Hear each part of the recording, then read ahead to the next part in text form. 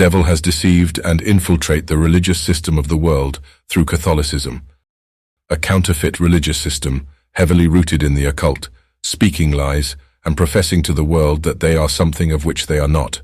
Revelation 2 verse 9. I know thy works and tribulation and poverty, but thou art rich.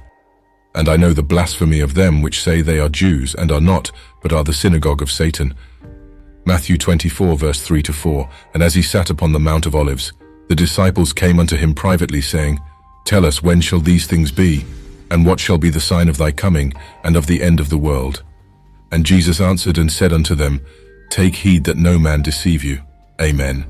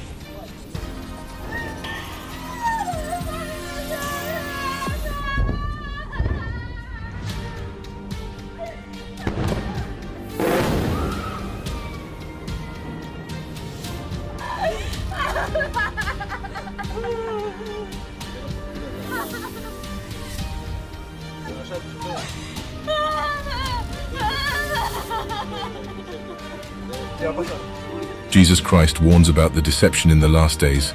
We must not fall for the false narrative of this world and serve the traditions of men. Are we worshipping God in spirit and in truth? Or is it that our worship has become an abomination to the Lord? Not everyone who says to me, Lord, Lord, will enter the kingdom of heaven, but the one who does the will of my Father who is in heaven. Matthew 7 verse 21. The worship of God has become polluted. The nations are in bed with the harlot, and they are drunk on the wine of her fornication.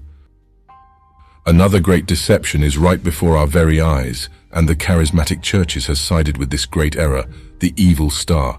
We were told that this star represents David, known as the Star of David. But how is this possible when the Bible never recorded that David had a star? They have hijacked the identity of a people, and is referring to it as a landmass name Israel. The Bible never referred to a landmass name Israel. Jacob's name was changed to Israel, and he later had 12 sons that established a covenant that he had made with Abraham to make him a great nation. The evil star consists of two intertwined triangles, one pointing up to God and the other pointing down to man, symbolizing the relationship between the two, the interpenetration of two realms. Source: Franz Rosenzweig, Star of Redemption, 1912. The 6 points are said by Rosenzweig to represent two triads: creation, revelation, and redemption, along with God, Israel, and the Gentile world. These are alternatively characterized by Ida as representing the 6 aspects of the divine spirit, as per Isaiah 11, Ida, the Star of David, page 73. Kabbalah teaches that the 6 points indicate the extent of God's sovereignty: north, south, east, west, up and down. The star has 12 lines about its perimeter, possibly representing the 12 tribes of Israel. The earliest archaeological finds bearing the sign are a Jew's tombstone in Tarentum, Italy, dating to the 3rd century, and its appearance on the wall of a 6th century synagogue within the borders of ancient Israel. It was used quite infrequently until its official adoption by Jews in Prague in the 17th century, and later by the Zionist movement in 1897. Nazi Germany used the symbol to mark Jews within their borders, and after much debate, it came to be used on the national flag of reconstituted Israel in 1948.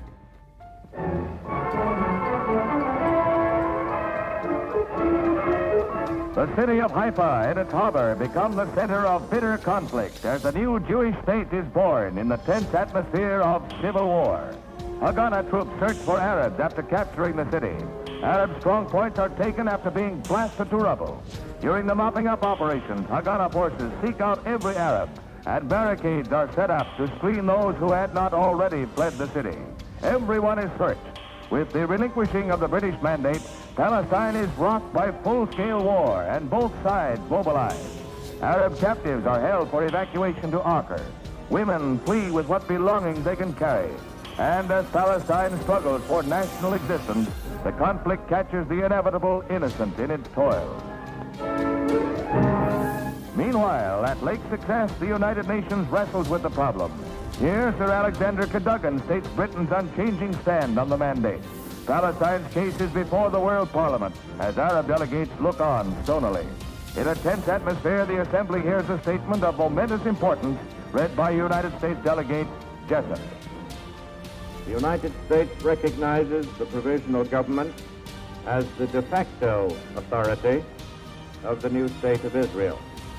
With United States recognition, the new Jewish state is launched, and Zionist leader Abba Hillel Silva is congratulated by Soviet delegate Gromyko.